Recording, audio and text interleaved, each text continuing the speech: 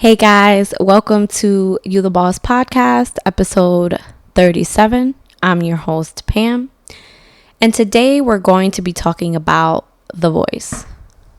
You're probably wondering, what voice?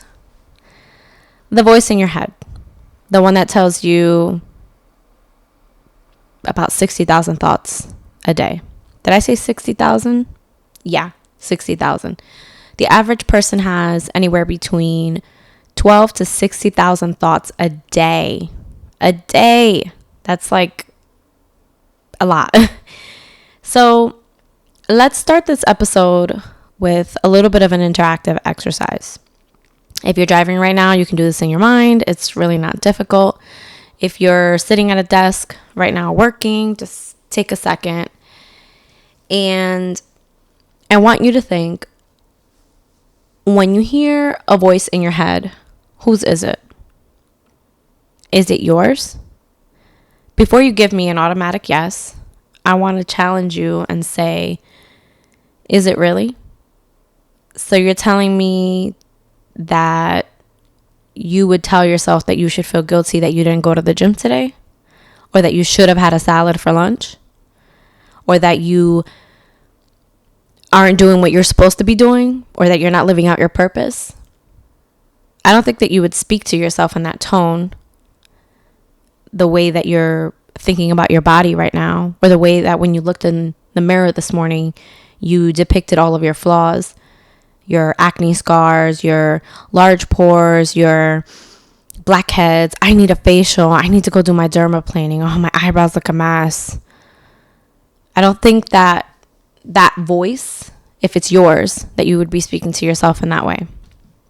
Maybe you're a man listening to this episode and you're saying, well, I don't look at my body any kind of way in the mirror, or I just eat what I want when I want. Okay. So you're sure that voice in your head is yours? The same voice that told you that maybe you weren't enough? The voice that you've told yourself that, you know what, I'm not supposed to be feeling. I need to man up. I come to you with this episode a little bit heavy, a little bit direct with this interactive exercise, because I recently was having a conversation with a few different people at different points. And I've just been paying attention to how they speak to themselves, how they speak of themselves. I've been paying close attention to how they express themselves. So many of us are walking through life, walking through our different day-to-day, and we're telling ourselves that we should work out, that we should go to the gym, that I should make that phone call, I should do this, I should do that. And I'm not invalidating the fact that there are certain things that need to get done. Realize that I didn't say you should get done. But also, is it really that important that you should do it? Why should you do it? Whose voice is that? Whose voice is telling you that you should be doing something? Where did you get this mindset from? This episode is stemming from me having heard something of, whose voice is that?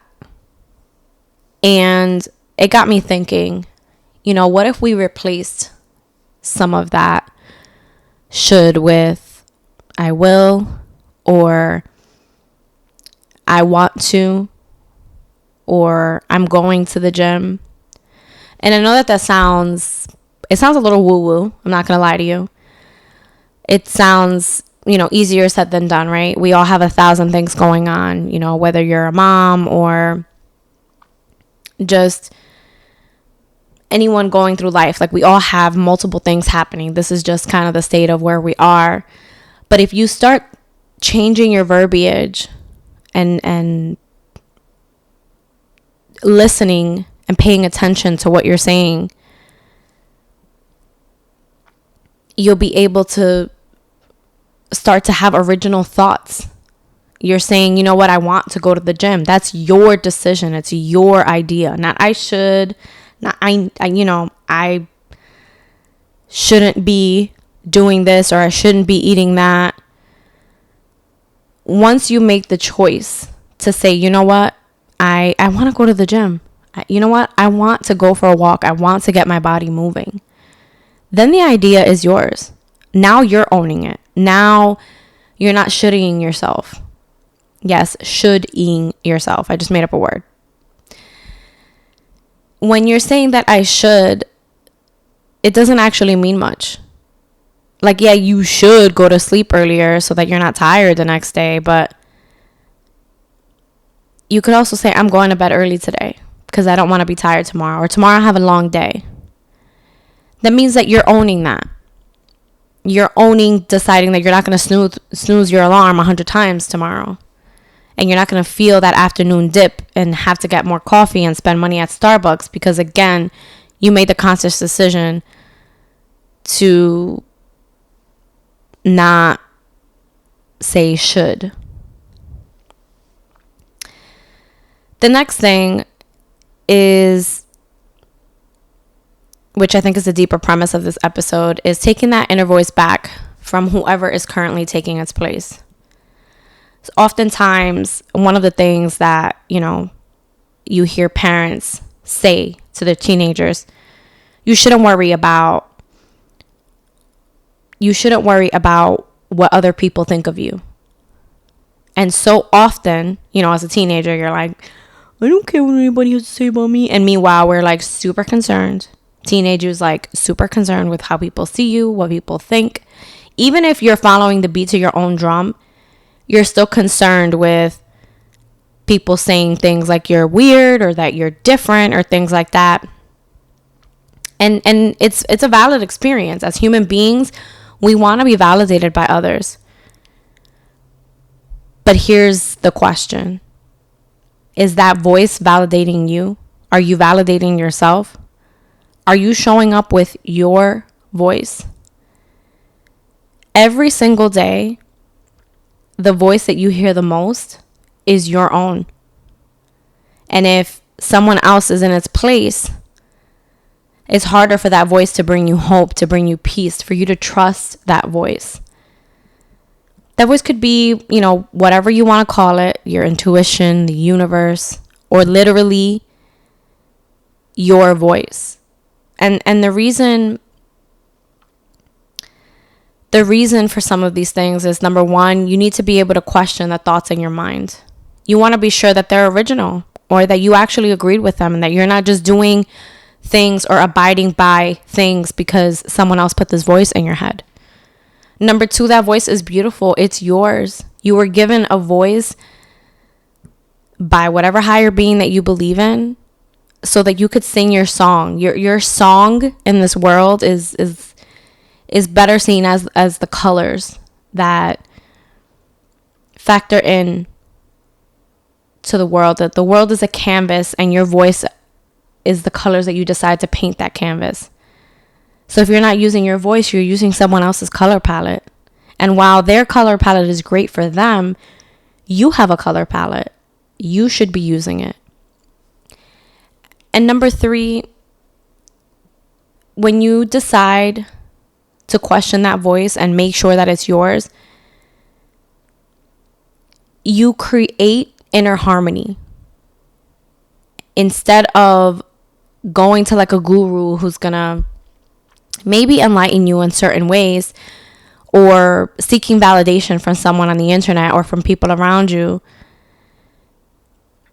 you create that inner harmony by quieting the other voices and holding on to your voice. I want you to think of your voice as it being in a line of, metaphorically, it's a chair.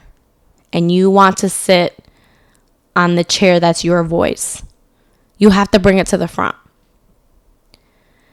The difference between someone who uses their voice and someone who doesn't is that the person who's using their voice, the person who is honoring that voice within them, they're living at a certain peak. There is something unshakable about someone who is using their voice, that they're not quieting their voice, they're not whispering, they're not using excuses like, well, you don't understand. My job is like this. We can't speak up that way. That's not the way that it is in that culture. That's not the way that it is in that community. And I'm not talking about using your voice in a yelling way or in an aggressive way. While those things can be chosen rightly in their place, people who are owning their voice, they are running through different trenches because everyone goes through different things. Everyone goes through something. But they're also running through those things and allowing other people to use their voices too. And the people who aren't using their voices, they're just swinging from vine to vine and they're not living fulfilled. They always feel like something's missing. They go through their life that way. They sometimes, unfortunately, go to the grave not honoring their voice. And as a boss, you as a person who's listening to this right now, I know that that's not you. I know that you have a voice, and like a lot of others, myself included in the past, you just need some encouragement and a place to put your voice. So now that I've gotten you to question the voice in your head and whether or not it belongs to you, whether or not you are actively being true to yourself, I want to give you a few things to guide you on the path to reclaim your voice and that shift. Number one,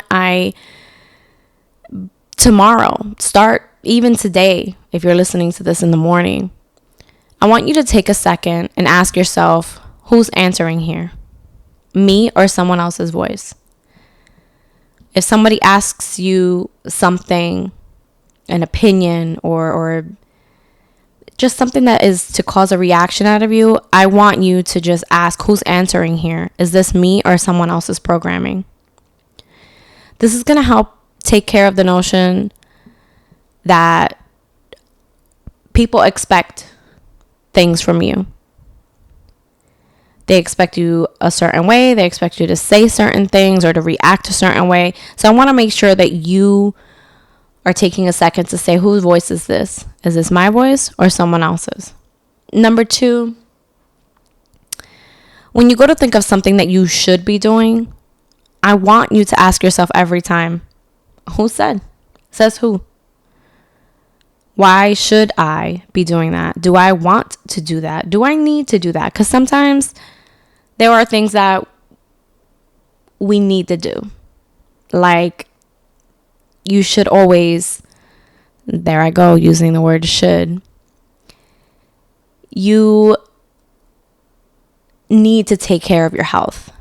We are in one of the most important times in history of having so much knowledge, of having so much connection, of having so much information. And we know now things that we didn't know 30 years ago. And so we need to take care of our bodies. We need to take care of our minds. We need to take care of our spirits. And I want you to use your voice in doing so. And last but not least, number 3, trust yourself. Have the confidence in knowing that what you need to take your life, to take your career, to take your relationships to the next level is already inside of you. It's not in another book. It's not in another podcast. It's not in another seminar. What you need to take everything to the next level is inside of you. And it's in silencing those other voices and the other influences so that you can hear your own. And it's going to guide you into different rooms and places that you otherwise wouldn't have been able to be to accomplish what it is that you want to accomplish. I want to leave you guys with this. Your voice is the first thing that someone else hears when you speak. But your voice is also the main voice that you hear your entire life. Let it be the one that matters the most. Thank you for listening. Come back again next week for another episode of You the Boss podcast.